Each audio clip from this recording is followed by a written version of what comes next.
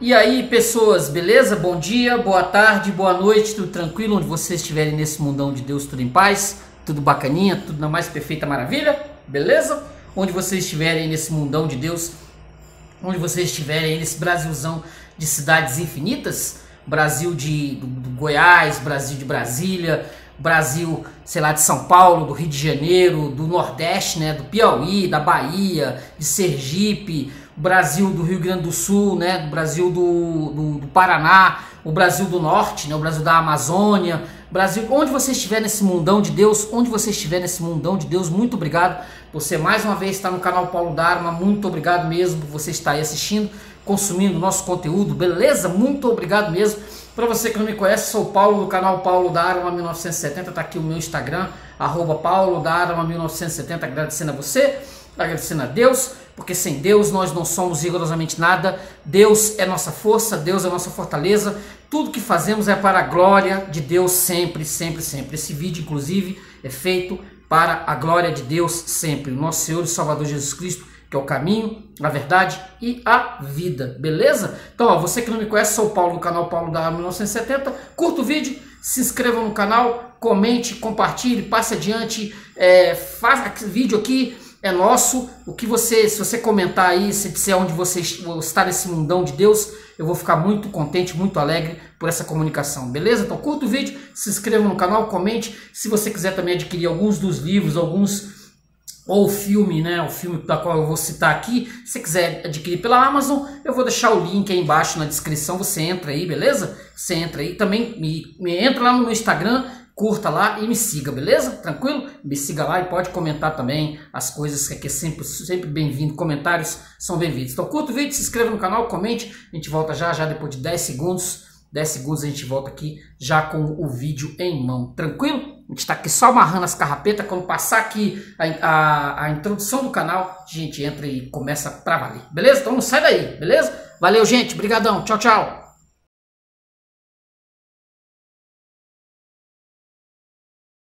Então, beleza? Voltei, foi o tempo de ir ali na geladeira, tomar uma água e voltar. Hoje o meu assunto é o seguinte: há algum tempo eu tinha topado com esse filme aqui, ó, A Viagem, do com Tom Hanks, filme dos irmãos Wachowski, né? Este DVD aqui, eu tinha topado com ele, assisti o filme e percebi que ele tinha aqui baseado no romance de David Mitchell. Já me interessei porque eu pensei, caramba, é um filme bacana, um filme legal, feito pelos irmãos Wachowski. Eu pensei com meus botões, não, deve ter livro por aí. E comecei a caçar, né? Achei o livro inclusive em PDF na internet, mas eu queria o livro físico, comecei a caçar, procurei na Amazon, encontrei o livro na Amazon, que é este aqui, ó, esse Atlas de Nuvens, este livro aqui, tá vendo? Atlas de Nuvens, do David Mitchell, da Companhia das Letras. Eu comprei ele na Amazon e falei, cara, agora, né, agora vamos ler. A gente assistiu o filme, a gente pegou o filme aqui, A Viagem, que eu achei o título no mínimo estranho, né? Me lembra uma novela da Globo dos anos 90, uma novela espírita, não sei se você era vivo lá nos anos 90, a novela espírita da Globo, A Viagem. Assim, ou o cara que colocou o título, né, o Cloud Atlas, né, um título em inglês, ele achou a história do filme tão louca, aí comentou com o outro assim, pô, cara, esse filme é a maior viagem, e ficou o título A Viagem. Esse título é, assim, a história é a maior viagem, o cara é a maior viagem, rapaz, esse título aí, sei lá, ele era um riponga lá que estava colocando título em filme, aí resolveu colocar, né, em vez de Atlas de Nuvens, que é o título original do negócio, resolveu botar o título de A Viagem. Quer dizer, assim, estranho. Assim, se você for procurar, né, se você for procurar nos streamings, que esse filme, se eu não estou enganado, ele está na Netflix, mas você precisa pagar para ter ele no streaming, beleza? Eu andei averiguando aí, andei olhando aí pelos anúncios, e na Netflix você pode assistir, mas você vai ter que pagar um a mais. Esse filme é de 2012, dos irmãos Wachowski, beleza? Então eu tinha assistido esse filme em DVD, tinha ele em DVD, e aí, como eu falei, fui procurar para ter o para ler o livro. Achei ele em PDF. Olha aqui, ó. Atlas de nuvens, tá vendo? Atlas de nuvens. Achei ele em PDF, mas eu queria tê-lo no original, né? O livro mesmo físico. O livro físico, não em PDF, porque eu queria fazer uma resenha sobre ele. Li o livro, gostei pra caramba. Gostei pra caramba do livro. Gostei, obviamente, mais do que o filme, né? Mais do que o filme. O filme honesto. O filme, depois que você lê o livro, começa a fazer sentido algumas coisas que talvez na imagem, né, não fizesse, sim, não fizesse tanto. Porque são 6 histórias diferentes que o David Mitchell vai contar no livro. São 6 histórias completamente diferentes, mas elas são interligadas. Elas lembram muito o Jogo da Amarelinha, do Júlio Cortázar. O Jogo da Amarelinha tá aqui, né? O Jogo da Amarelinha do Cortázar. Que, assim, uma história puxando outra. Uma história puxando outra. Nós temos a história passada no navio. Ela é passada no navio. A primeira história você vai começar exatamente, né? O Atlas de Nuvens com o diário de viagem ao Pacífico de Adam Ewing. Esse aqui, ó. O livro vai começar por aqui. Mas se você abrir, assim, uma das histórias, ó, Cartas de Zedelghen, vendo? Se você abrir em algumas dessas outras 6 histórias aqui, iniciais, você pode iniciar por onde você quiser. É um livro que ele não ele é aberto. Como eu falei, o Jogo da Amarelinha do Cortázar, que você podia fazer o jogo, né? Você podia brincar de leitura, você podia brincar de ler, né? Uma brincadeira. Você pode pegar esse Atlas de Nuvens e começar de onde você quiser. De onde você quiser. Não há nenhum impedimento, nada que impeça. Você simplesmente começa em uma das 6 histórias. Nós vamos ter exatamente essa história do Cartas de Zedelghen. Depois nós vamos partir para Meias Vidas, o primeiro romance policial da série da Louisa Ray. Esse aqui, ó. Vendo? Tem esse livro policial que é passado em 1975, a história, entendeu? O do Robert Frobisher, que é o das cartas, lembrando as cartas dos sofrimentos do jovem Werther, do Goethe, algo muito óbvio, é passado em 1931, a segunda história. Ela vai lembrar exatamente os sofrimentos do jovem Werther, do Goethe. É algo bem óbvio, né? É algo bem óbvio. Assim, o leitor que tiver lido ou tiver conhecimento do Goethe, ele vai entender na hora de onde o David Mitchell ele foi buscar sua referência. Aí nós vamos ter uma história passada por volta de 2000, que é o Pavoroso Calvário de Timothy Cavendish. Esse aqui, ó. Esse aqui. O Pavoroso Calvário de Timothy Cavendish, que é a história de um sujeito que ele é editor de livros. Ele vai escrever um livro chamado Soco Inglês à Francesa, que a princípio não vai fazer muito sucesso, que a crítica vai detonar, e ele vai cometer um erro fatal. Ele vai matar um crítico. Ele vai pegar um crítico e vai jogar o crítico, vai ter uma festa de recebimento, de prêmios, e esse crítico tá pegando no pé do Cavendish, e ele vai pegar esse crítico e vai jogar esse crítico lá embaixo. Esse crítico vai morrer. A história começa basicamente por aí. Depois nós vamos ter mais uma história, né? Nós vamos ter aqui, ó, deixa eu pegar certinho aqui. Ai, caramba. Aqui, ó. O primeiro romance policial da série Louisa Ray, né, que eu falei, que é passado em 1975, vai lembrar aqueles livros policiais dos anos 70, como O Cadáver que Andava, do Roy Wilson, esse clássico aqui, ó. Vai ter semelhanças com aquelas histórias policiais escritas lá pelos anos 60 e anos 70, que muitas foram filmadas, tem essa semelhança. Nós vamos ter ficção científica, que no meu entender foi uma das melhores coisas aqui do livro. O livro todo é muito bom, mas uma rogativa da Somni 451, esse aqui, ó. Essa ficção científica que ela obviamente ela vai puxar lá pelo Admirável Mundo Novo do Aldous Huxley. Vai ser essa homenagem, né? Vai ter essa homenagem bem esperta, né? do Mitchell. O Admirável Mundo Novo é referência ao Admirável Mundo Novo. Eu não posso esquecer de dizer também que o da história do Cavendish vai lembrar também um Estranho no Ninho. Ele vai ficar preso numa, como é que eu diria? Num lugar onde ficam pessoas idosas, ele vai ser mandado pelo irmão, ele está fugindo de credores, os credores atrás dele, e ele tem muitas dívidas, aí ele vai atrás do irmão, o irmão, eu não tenho dinheiro para te dar não, eu tenho um endereço aqui, onde você pode ficar lá um bom tempo lá, e os seus credores, os mafiosos, não vão te achar. Aí o Cavendish, né, fala assim, não, beleza, onde é que é isso? Ele desesperado, o endereço é tal. Aí ele vai para esse endereço, aí lá ele chega lá, é uma espécie de asilo, né, um lugar onde fica lá os velhos, pessoas já idosas, né, e ele é preso lá, tem ordens expressas de não deixar ele sair. Vai lembrar bastante o Estranho no Ninho, do Ken Kesey, que tem vídeo aqui no canal. Beleza? Então, tá aqui, ó. E nós vamos na primeira, né, justamente do Adam Ewing, que é uma seleção de correspondências de cartas. Vai, obviamente, né, sempre essas leituras, essas referências, são referências óbvias. Óbvio ao Herman Melville, do Moby Dick, do Billy Budd, do Benito Sereno, tá vendo? Onde ele vai tirar, de onde ele vai se basear, né? Assim, como se fosse uma imensa homenagem literária que o David Mitchell vai fazer, né?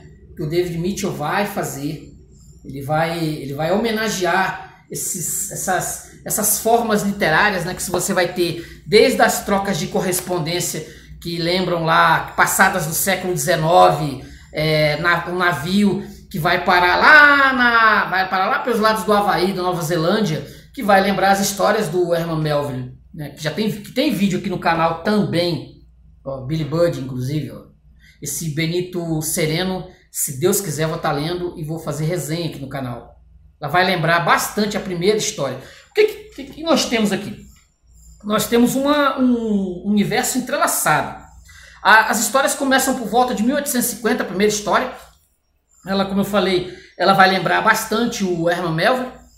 Esse Atlas de Nuvens, ele é um material, né, que é autorreferente, então ele vai fazer muitas referências à literatura, à música, a própria segunda parte, né, do Robert Frobisher, que é uma história passada na Bélgica, onde esse Robert Frobisher ele vai conhecer um músico já bem idoso chamado Vivian Ayers. Esse Robert Frobisher ele é apaixonado por um sujeito chamado Rufus Sixsmith, né? Ele troca correspondências com esse Rufus Sixsmith, que vai aparecer na história da Louisa Ray, né? Vai acontecer na história policial da Louisa Ray.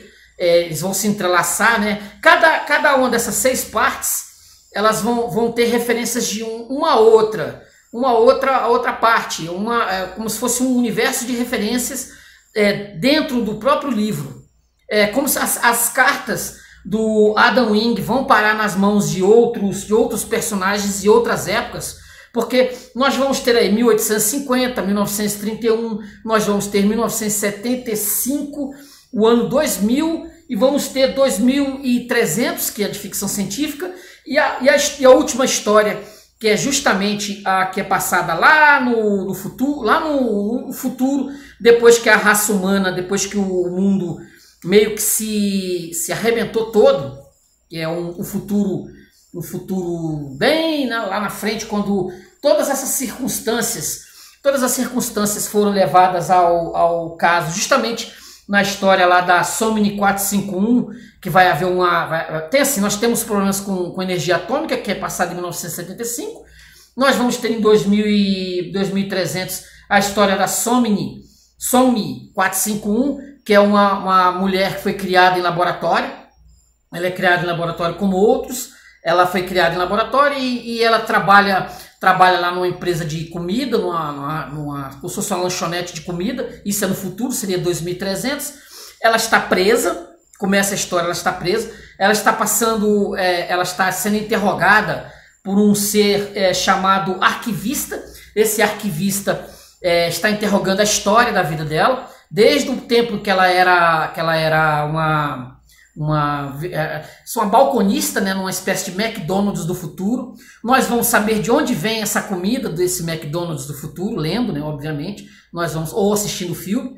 E essa Sonmi 451, ela vai ser a deusa, é uma deusa do povo lá,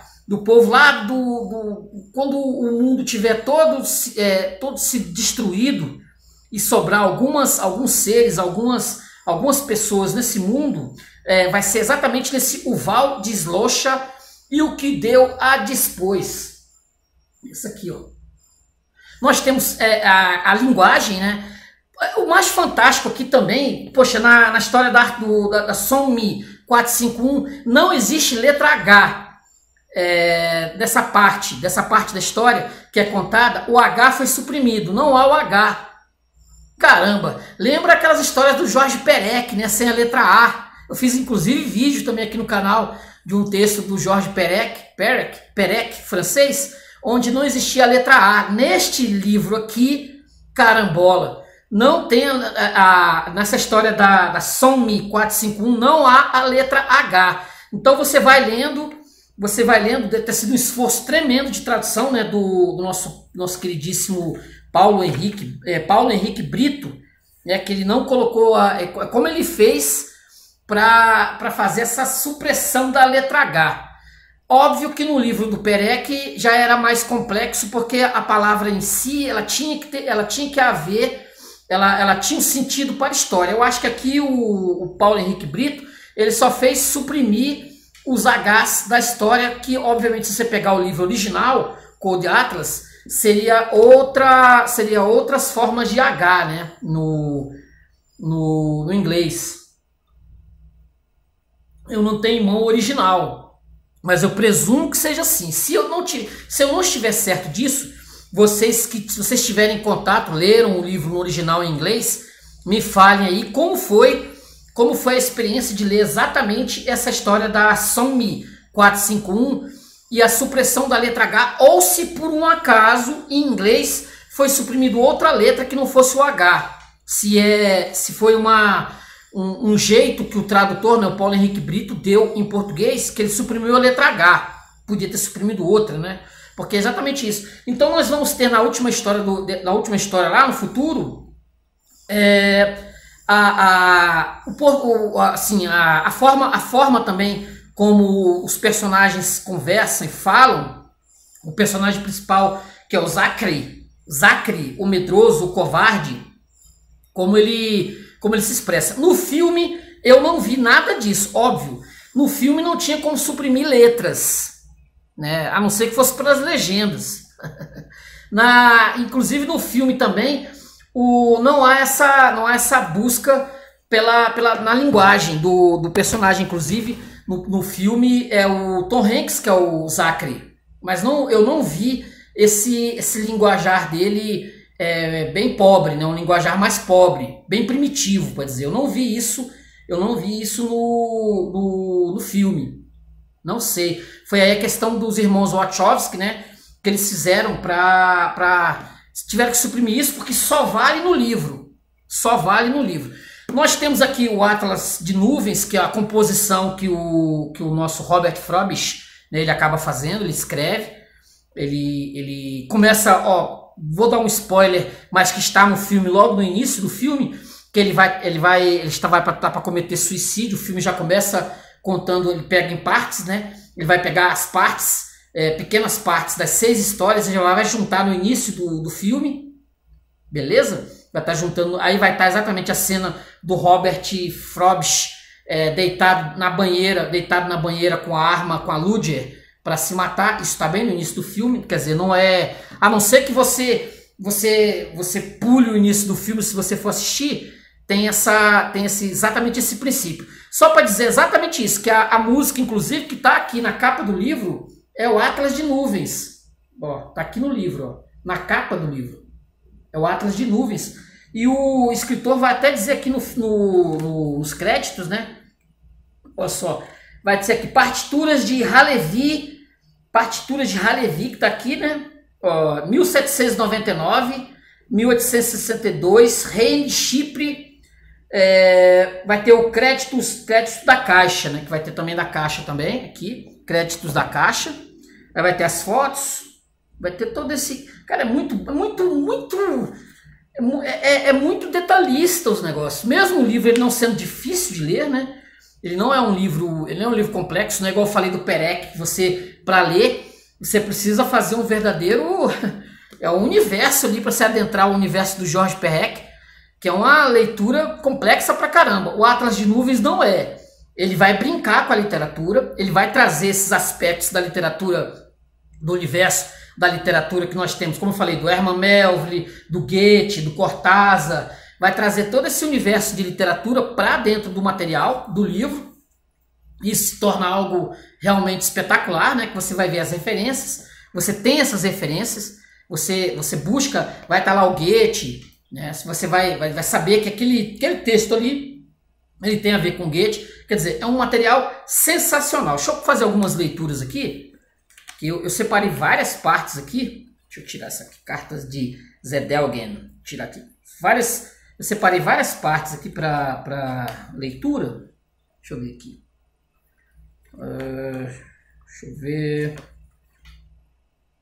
Aqui na Meias Vidas, o primeiro romance policial da série Louisa Ray.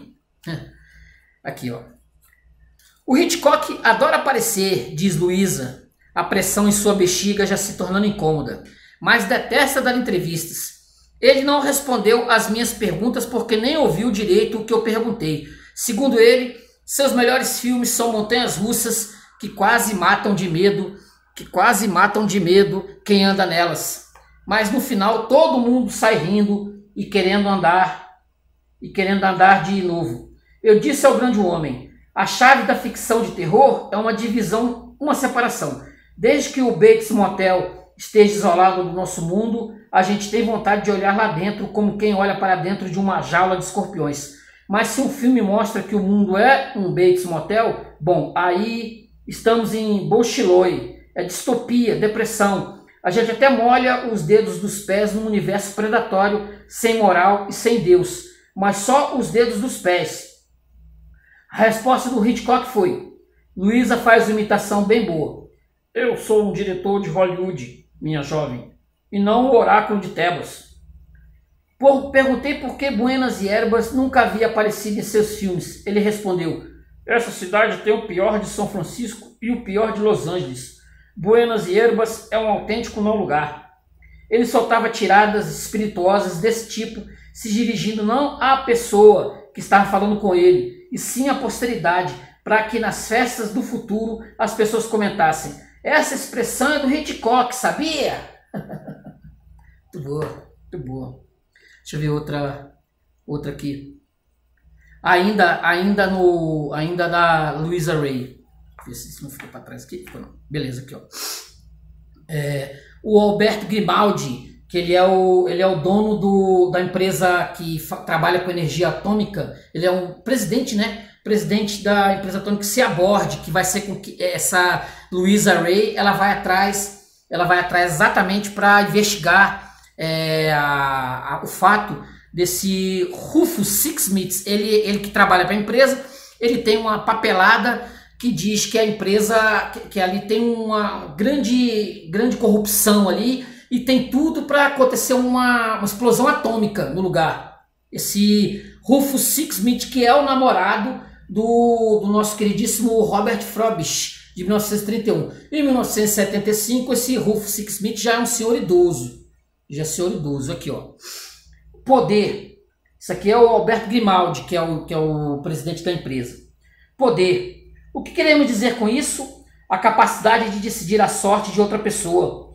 Vocês que são cientistas, magnatas da construção civil e formadores de opinião, eu podia pegar o meu jato no aeroporto LaGuardia e antes mesmo de pousar em BI, vocês não seriam mais ninguém. Manda-chuvas de Wall Street, ocupantes de cargos eletivos, juízes. Para derrubar vocês, eu precisaria de mais tempo, mas no final das contas, sua derrocada também seria total. Grimaldi olha para o chefe da APA para ver se o homem tem consciência que não lhe está dando atenção. Não, ele não percebeu. E no entanto, como é que alguns homens obtêm o domínio sobre os outros enquanto a maioria vive e morre numa condição subalterna como gado? A resposta é uma santíssima trindade. Em primeiro lugar, o dom do carisma conferido por Deus. Tá bom. Em segundo lugar, a disciplina necessária para cultivar esse dom até chegar à maturidade. Porque ainda que o humus da humanidade seja fértil de talentos, apenas uma semente em 10.000 há de florescer por falta de disciplina. Grimaldi vê de relance Fai Li, que é uma das braços direitos lá do Grimaldi. Levar Louisa Ray, a repórter preocupante, a um círculo onde Spiro Agnew pontifica. Luísa é mais bonita em pessoa do que na foto. Então foi assim que ela fisgou o Six Smith. Ela conseguiu trocar um olhar com Bill Smoke. Em terceiro lugar, a vontade de poder. Este é o enigma central na questão dos destinos diferentes dos homens. O que é que faz com que alguns obtenham poder enquanto a maioria de seus compatriotas o perdem, usam mal ou evitam? Será vício? Riqueza? Sobrevivência?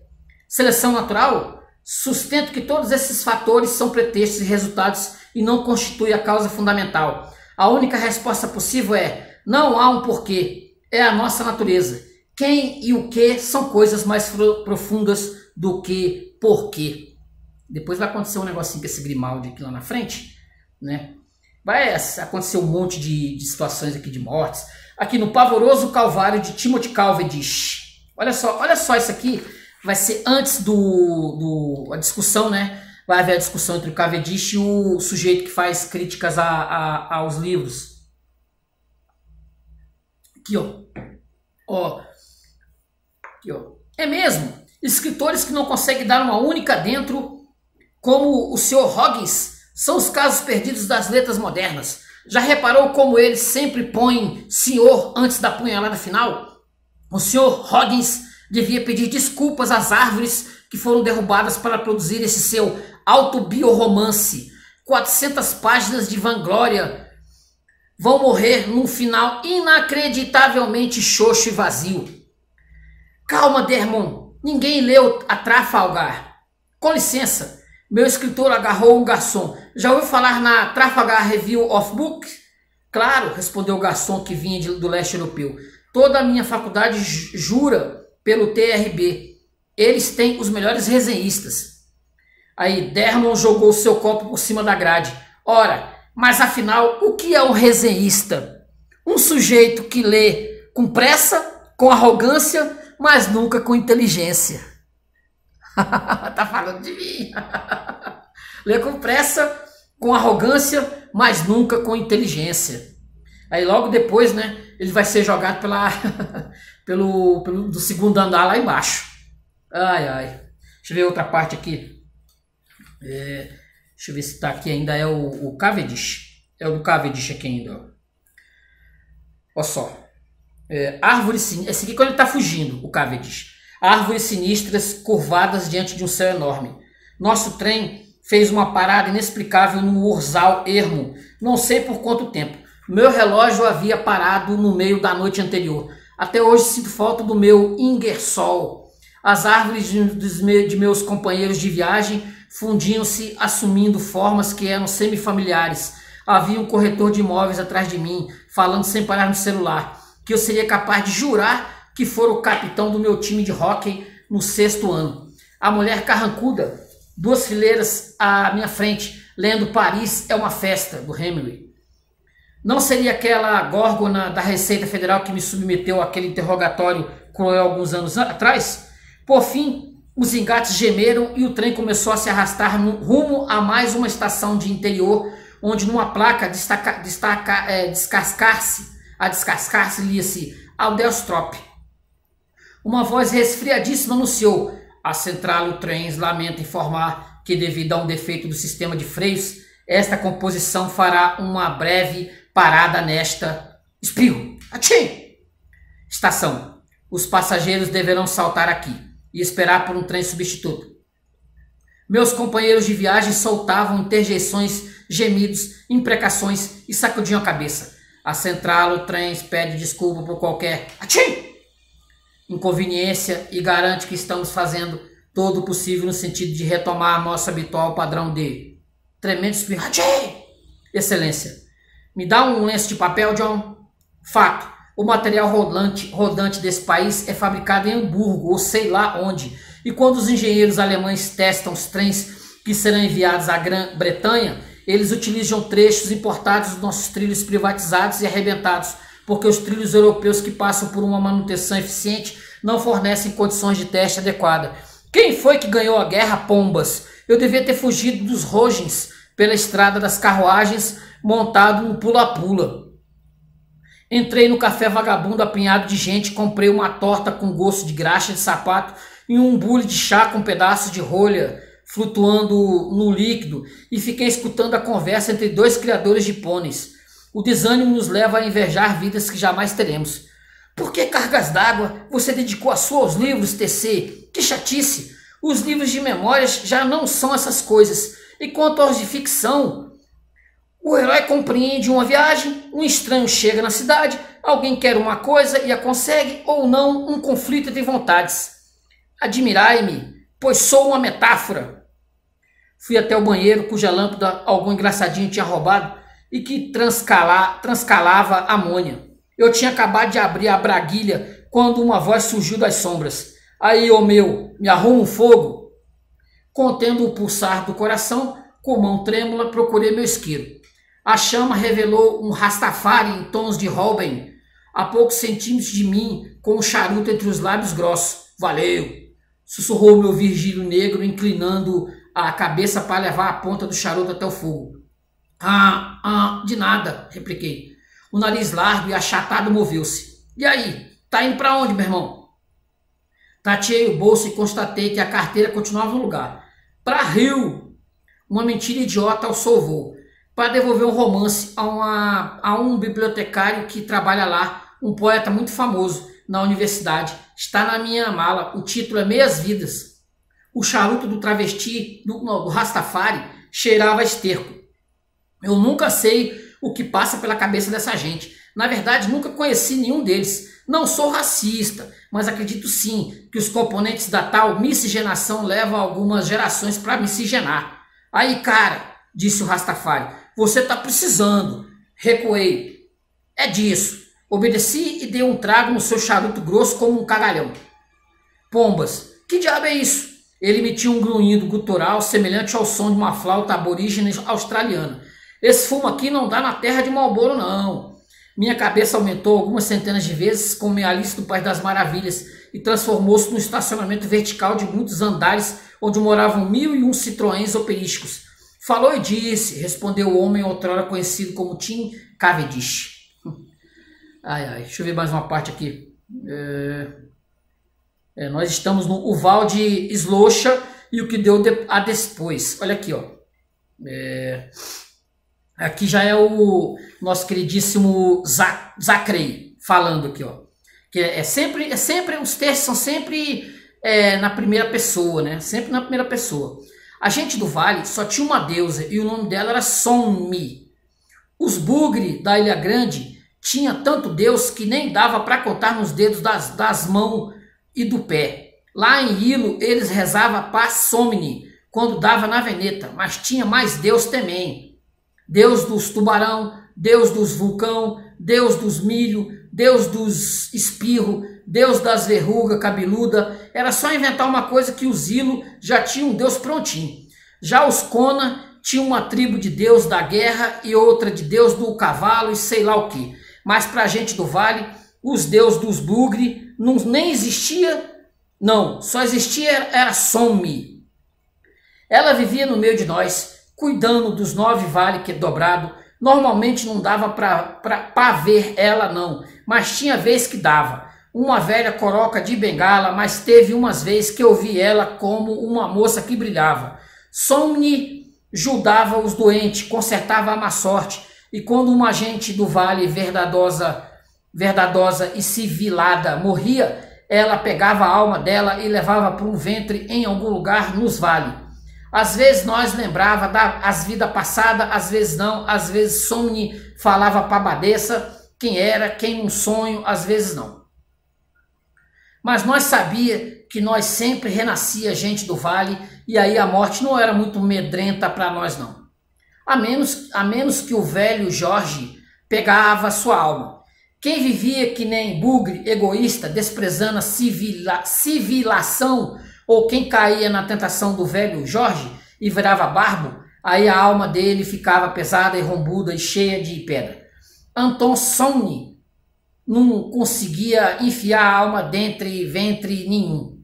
Essa gente entortada e egoísta era gente de empedrada e não havia destino mais ruim que essa para uma gente do vale, não. Deixa eu ver mais outra aqui. Tem mais aqui para frente. Deixa eu ver aqui. São esses exemplos, né, do texto que são muito interessantes. Aqui, ó. Outra regra era não contar para nós nada o que é que tinha do outro lado do oceano. Nem mesmo a ilha Presciência, só o nome dela. O Nepes da casa Inouye pediu para trabalhar para pagar a passagem na nau. E foi a única vez que eu vi todos os prescientes quase se rir. O chefe deles disse que não é ninguém, que não, e ninguém se espantou. Nós nunca tentava forçar essas regras. Causa que a gente achava que era uma honra para nossa civilização eles vir escambar com nós. A abadesa sempre convidava eles para ficar para uma festa, mas o chefe sempre dizia que não, com muita educação. Eles carregavam as coisas que tinha escambado para os barquinhos. Uma hora depois a nau ia embora para o leste na primavera, para o norte no outono. Era assim as vistas todo ano, desde os tempos mais antigos que nós memorava. Vinha estação, ia estação, vinha nau e a nau. Até eu fazer 16 anos, quando Antônio, uma mulher, que aí, né, a prescienta chamada Meronim, visitou minha casa por uns tempos e nada, nunca mais que não foi como antes, não. Nem na minha vida, nem nos vale, nunca mais. De todos os meus causos, os únicos que eu acho que é só meu, e que eu não respinguei dos outros causeiros, não é os meus causos sobre ela, a Meronim. Essa Meronim, ela é uma sobrevivente lá das catástrofes atômicas, e ela acaba entrando em contato justamente com esse Zachary, né? Ela acaba tendo contato com esse Zachary, ela tem umas tecnologias bem interessantes, né? Lá de 2030, 300, etc. Então, ela entra em contato, tem um grupo de uma tribo, que é uma tribo inimiga, que vai atacar lá a tribo do Zachary, que são bem bárbaros mesmo, esses Zacharies, o Zachary, o pessoal deles são mais civilizados, né? E essa história se passa no Havaí. Essa história se passa no Havaí, no futuro, bem no futuro. Deixa eu ver outra passagem aqui, ó. É muito interessante, cara. Esse livro é muito doido, muito interessante. Quer dizer, eu tinha visto, como eu falei, eu vi o filme e eu me interessei de ver, opa, o livro, então, se o filme é esse filme bacaninha, né, um filme bacaninha, o livro deve ser uma coisa maravilhosa, porque o livro você vai entender mais a história se você se dedicar à leitura do livro, se você adquirir o livro, né? Se você comprá-lo na Amazon, você adquirir na biblioteca, pegar na biblioteca para ler, você comprar num sebo, você vai ver que o livro é bem interessante. Muito, muito, muito interessante mesmo. Aqui, ó. Aí nós ficou conversando enquanto comia. Você não tem medo, não? Eu falei, voltando para cima, de dar com o Jorge quando nos chegar no pico, que nem o Truman Napes, que tem uma montanha, tem um observatório lá no Havaí, né? Tem um observatório do passado para ver as estrelas, e os nativos lá, esses nativos, eles acham aquilo ali, que lá tem a alma dos mortos, ficou lá naquela montanha, como se fosse lá dos gregos lá, como se fosse a montanha dos gregos lá, que estavam os deuses lá em cima. Eles tinham medo de ir lá, e essa Meronim quer ir lá para ver qual é, né, de qual é. Aí sobe com ele. A Meronim falou que tinha mais medo do frio e da chuva que dele. Eu abri o jogo. Você não acredita que ele existe, não, né? A Meronim falou que o velho Jorge não existia para ela, não, mas que mesmo assim podia existir para eu. Então, eu perguntei, quem foi que fez cair a queda, se não foi o velho Jorge? Que a queda dos seres humanos, né? Uns passarinhos estranhos que eu nem conhecia fuxicou umas notícias no escuro por uns instantes. Aí a prescienta falou, foi os antigos que fez cair a queda neles mesmo. A palavra dela era uma corda de fumaça, mas os antigos tinham a ciência. Lembro que ela respondeu, a ciência dos antigos resolvia as doenças, as distâncias, as sementes, fazia milagre todo dia, mas só não resolveu uma coisa, uma fome no coração das gentes, sim, uma fome demais. Mas o que? Eu perguntei. Os antigos tinham tudo. Mais equipamento, mais comida, mais velocidade, vida mais longa, vida mais fácil, mais poder, sim. Ora, o mundo todo é grande, mas não bastava não para aquela fome que fazia os antigos rasgar o céu e frever os mares, e envenenar a terra com átomo enlouquecido e mexer em semente podrida, que trazeu peste nova e fez os babitos, os meninos, nascer tudo com defeito. Finalmente, primeiro aos poucos, depois no de repente, os estados virou tudo tribo de barbo e foi o fim da civilização. Fora um que outro canto aqui e ali, aonde ainda arde as últimas brasa dela. Eu perguntei por que a Meronim nunca que contou essa história nos vales.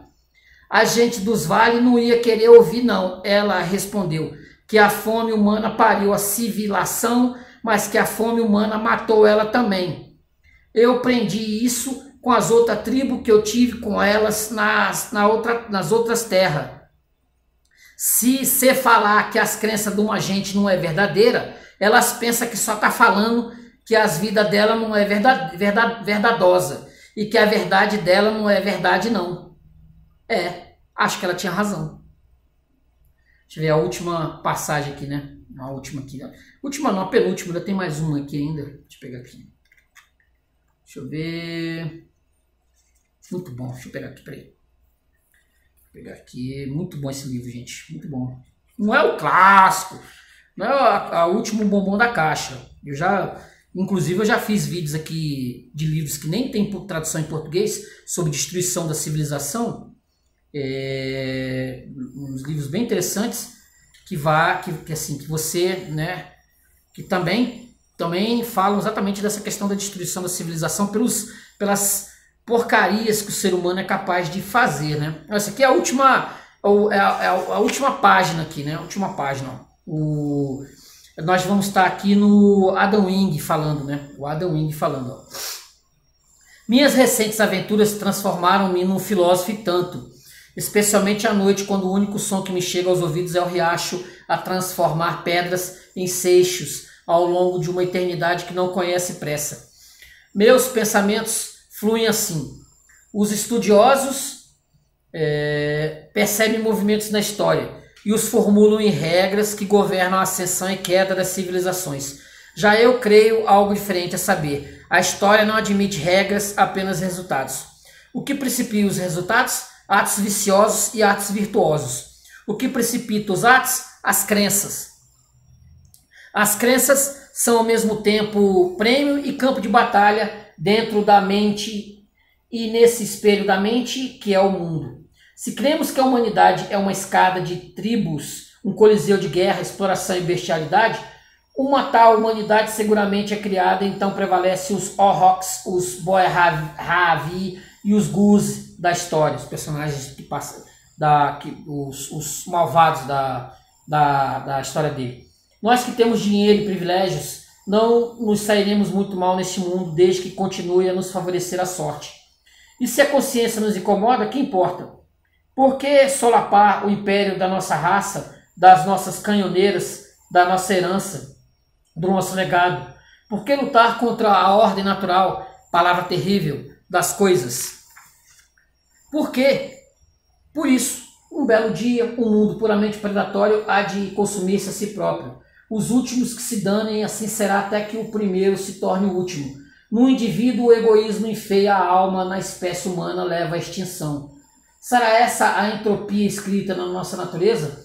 Se cremos que a humanidade pode transcender a força bruta, se cremos que as diferentes raças e fés podem compartilhar este mundo de modo tão pacífico quanto os órfãos compartilham o pé de nogueira de Iguape, se cremos que os líderes hão de ser justos, a violência contida, o poder responsável e as riquezas da terra e de seus oceanos compartilhadas de modo equânime, um tal mundo há de realizar-se. Não estou me enganando. Sei que esse é o mais difícil dos mundos de forma de se tornar real. Progressos tortuosos conquistados ao longo de várias gerações podem vir a se perder por um único movimento da pena de um presidente de visão curta ou da espada de um general presunçoso. Isso aí, gente. Atlas de Nuvens, esse excelente romance, né? Deixa eu botar ele aqui na caixa de volta. Um excelente romance, um livro muito bom, né? Um livro muito bom, vale a pena você adquiri-lo, tá? Vale a pena, aqui, ó, Atlas de Nuvens, esse aqui, este livro, com essa caixa com fotos, né? Fotos de época, tá vendo? Um livro muito interessante, muito bacana, vale a pena a leitura, vale a pena você conhecer o Atlas de Nuvens. Vendo? Vale a pena você ter o filme também, né? Se você quiser adquirir o filme, você pode comprar o filme pela Amazon aí, você pode, né, assistir pelos streams, vai ter que pagar. É melhor ter o filme, né? O filme para vocês terem DVD para sempre, porque a gente não sabe quanto tempo dura esses streamings aí. Você pode ter o filme A Viagem, esse título estranho, né? A Viagem, o título do Cold Atlas, no Atlas de Nuvens, é A Viagem em Filme. Beleza? Então curta o vídeo, se inscrevam no canal. Se você quiser comprar Os Sofrimentos do Jovem Werther, tá aqui, ó. Compra pela Amazon.